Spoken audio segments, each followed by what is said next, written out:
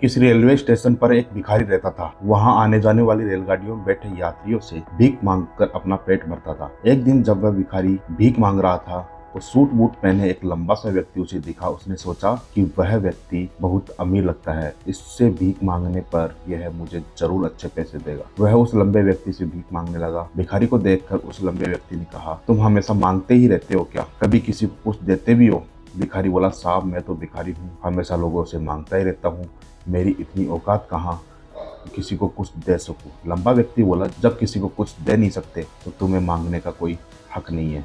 मैं एक व्यापारी हूँ और लेन देन में विश्वास करता हूँ। अगर तुम्हारे पास मुझे कुछ देने को हो तभी मैं तुम्हें बदले में कुछ दे सकता हूँ। इतना कहने के बाद वह लंबा आदमी ट्रेन में बैठकर चला गया। इधर भिखारी उसकी कही गई बात के बारे में सोचने लगा।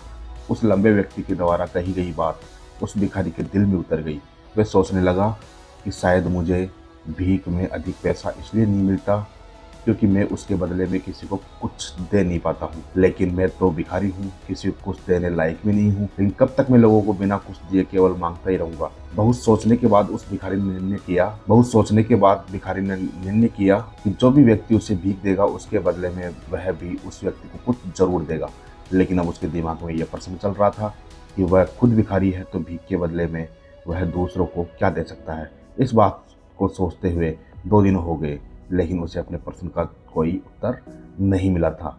तीसरे दिन जब वह स्टेशन के पास बैठा हुआ था तभी उसकी नज़र कुछ फूलों पर पड़ी जो स्टेशन के आसपास के पौधों पर खिल रहे थे। उसने सोचा, क्यों ना मैं लोगों को भीख के बदले कुछ फूल दे दिया करूं। उसको अपना यह विचार अच्छा लगा और उसने वहां से कुछ फूल तोड़ लिए। अब वह ट्रेन में भीख मांगने पहुंचा। अब जब भी कोई उसे भीख देता तो उसके बदले में वह भीख देने वाले को कुछ फूल दे देता। उन फूलों को लोग खुश होकर अपने पास रख लेते थे। अब भिखारी रोज फूल तोड़ता और भीख के बदले में उन फूलों को लोगों में बांट देता था। कुछ ही दिनों में उसने महसूस किया कि अब उससे बहुत अधिक भीख देने लगे हैं। वह स्टेशन के पास सभी फूलों को तोड़ लाता था। जब तक उसके पास फूल रहते थे जब तक उसे बहुत से लोग भीख दे देते, लेकिन जब फूल बांटते बांटते खत्म हो जाते तो उसे भीख भी नहीं मिलती थी। अब रोज ऐसा ही चलता रहा। एक दिन जब वह भीख मांग रहा था तो उसने देखा कि वही लंबा व्यक्ति ट्रेन में बैठा है जिसकी वजह से उसे भीख के बदले फूल देने की प्रेरणा मिली थी। वह तुरंत उस व्यक्ति के पास पहुंच गया और भीख मांगते हुए बोला, आज मेरे पास आपको देने के लिए कुछ फूल है, आप मुझे भीख दीजिए तो बदले में मैं आपको कुछ फूल दूंगा। उस लंबे व्यक्ति ने उसे भीख के रूप में कुछ पैसे दे दिए और भिखारी ने कुछ फूल उसे दे दिए। उस लंबे व्यक्ति को बात बहुत पसंद आई और वह बोला, क्या बात है, आज तुम भी मेरी तरह एक व्यापारी बन गए हो। इतना कहकर फूल लेकर वह लंबा व्यक्ति अपने स्टेशन पर उतर गया। लेकिन उस लंबे व्यक्ति द्वारा कही गई बात एक बार फिर से उस भिखारी के दिल में उतर गई। वह बार बार उस लंबे व्यक्ति के द्वारा कही गई बात के बारे में सोचने लगा और बहुत खुश होने लगा। उसकी आंखें अब चमकने लगी। उससे लगने लगा कि अब उसके साथ सफलता की वह चाबी लग गई है जिसके द्वारा वह अपने जीवन को बदल सकता है। वह तुरंत ट्रेन से नीचे उतरा और उत्साहित होकर बहुत तेज आवाज में ऊपर आसमान की तरफ देखकर बोला, मैं भिखारी नहीं हूँ, मैं तो एक व्यापारी हूँ, मैं भी अमीर बन सकता हूँ। लोगों ने उसे देखा तो सोचा कि शायद ये भिखारी पागल हो गया है और अगले दिन वह भिखारी उस स्टेशन पर फिर कभी नहीं दिखा। लेकिन 6 महीने बाद इसी स्टेशन पर 2 व्यक्ति सूट बूट पहने हुए यात्रा कर रहे थे। दोनों ने एक दूसरे को देखा तो उनमें से एक ने दूसरे से हाथ मिलाया और कहा, क्या आपने मुझे पहचाना? दूसरा व्यक्ति बोला, नहीं, क्योंकि मेरे हिसाब से हम लोग पहली बार मिल रहे हैं। पहला व्यक्ति बोला, नहीं, आप याद कीजिए, हम पहली बार नहीं बल्कि तीसरी बार मिल रहे हैं। दूसरा व्यक्ति बोला, मुझे याद नहीं, वैसे हम पहले 2 बार कब मिले थे? अब पहला व्यक्ति मुस्कुराया और बोला, हम पहले भी 2 बार इसी ट्रेन में मिले थे। मैं वही भिखारी हूँ जिसको आपने पहली मुलाकात में बताया कि मुझे जीवन में क्या करना चाहिए और दूसरी मुलाकात में बताया कि मैं वास्तव में कौन हूँ। दूसरा व्यक्ति मुस्कुराया और अचंभित होते हुए बोला, ओ याद आया, तुम वही भिखारी हो जिसे मैंने एक बार भीख देने से मना कर दिया था और दूसरी बार मैंने तुमसे कुछ फूल खरीदे थे। लेकिन आज तुम यह सूट बूट में कहाँ जा रहे हो और आजकल क्या कर रहे हो? तब पहला व्यक्ति बोला, हाँ मैं वही भिखारी हूँ, लेकिन आज मैं फूलों का एक बहुत बड़ा व्यापारी हूँ और इसी व्यापार के काम से दूसरे शहर जा रहा हूँ।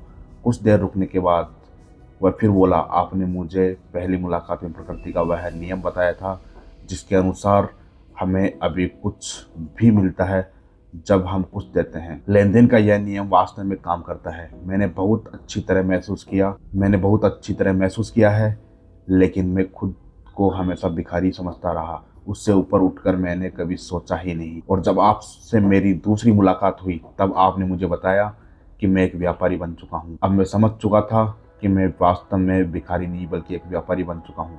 मैंने समझ लिया था कि लोग मुझे इतनी भीख क्यों दे रहे हैं, क्योंकि मुझे भीख नहीं दे रहे थे बल्कि उन फूलों का मूल्य चुका रहे थे। सभी लोग मेरे फूल खरीद रहे थे क्योंकि सस्ते फूल उन्हें कहाँ मिलते। मैं लोगों की नज़रों में एक छोटा व्यापारी था, लेकिन मैं अपनी नज़रों में एक भिखारी ही था।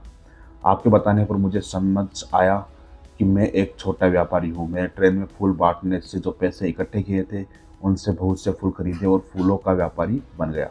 यहाँ के लोगों को फूल बहुत पसंद है और उनकी इसी पसंद ने मुझे आज फूलों का बहुत बड़ा व्यापारी बना दिया। दोनों व्यापारी अब खुश थे और स्टेशन आने पर साथ उतरे और अपने अपने व्यापार की बात करते हुए आगे बढ़ गए। दोस्तों, इस कहानी से हमें बहुत कुछ सीखने को मिलता है। कहानी में लंबा व्यापारी गिव एंड टेक के नियम को बहुत अच्छी तरह जानता था। दुनिया के सभी व्यापारी इसी जीवन के नियम का उपयोग करके सफल हुए हैं। इसी फॉर्मूले को भिखारी को भी बताया। भिखारी ने इस प्राकृतिक नियम को अपना लिया और इसका असर उसके जीवन में साफ दिखाई देने लगा। उसने अपनी सोच बदली और उसकी ज़िंदगी बदल गई। ये कहानी हमें बताती है कि हम यदि सोच बदल लें तो कुछ भी हासिल किया जा सकता है। यदि हम खुद को छोटा समझते रहेंगे तो हम हमेशा छोटे ही बने रहेंगे। बड़ा बनने के लिए हमें अपनी सोच को बदलना होगा और खुद के बारे में सोचना होगा। कहानी का सार यह है कि सफलता आपकी सोच में छुपी होती है। खुद का आत्मसम्मान जगाए, अपनी सोच को बड़ा बनाएं और देखिए आप सफलता की शिखर पर पहुंच जाते हैं।